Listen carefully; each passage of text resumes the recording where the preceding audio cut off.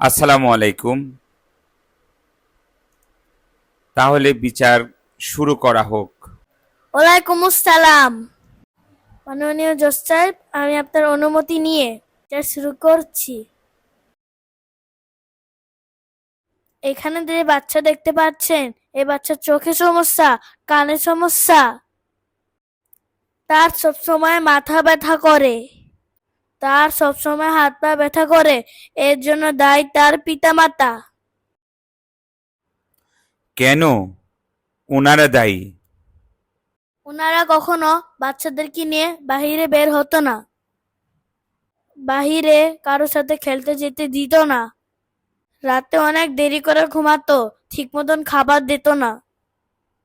আমি এই বাচ্চার মুখ থেকে কিছু শুনতে চাই। অনুমতি দেওয়া হলো। আচ্ছা বলেন তো, আপনার চোখে কেন সমস্যা? আমি সারাক্ষণ ঘরের মধ্যে থাকি, আমার বাবা মা আমাকে কখনো বের যেতে দেন না। ওনারা আমাকে একটি মোবাইল ফোন কিনে দিয়েছেন।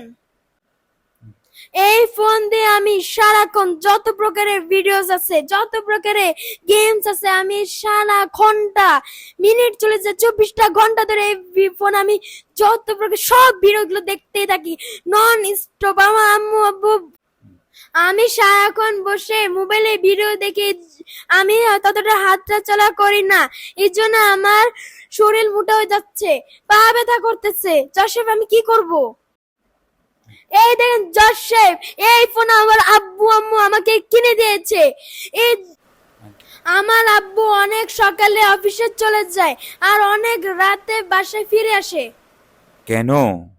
তোমার বাবা মা তো তোমার শখের জিনিস মোবাইল কিনে দিয়েছে, তোমার তো ভালো লাগার কথা। আমি অনেক ছোট, আমাকে মোবাইল ফোন কিনে না দিয়ে খেলার জন্য ব্যাট ও বল কিনে দিত।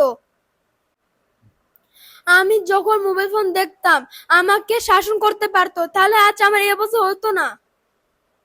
আমি কি করব? আমি সারাক্ষণ মোবাইল দেখতে থাকি আর মোবাইল দেখতে থাকি। জজ সাহেব, আমি বিচার চাই।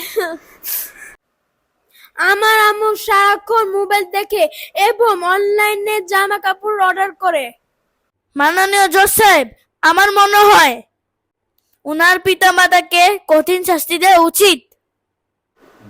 না না জজ সাহেব, এবারের মতো আমাকে ক্ষমা করে দিন। আমি আর এমনটা কখনো করব না।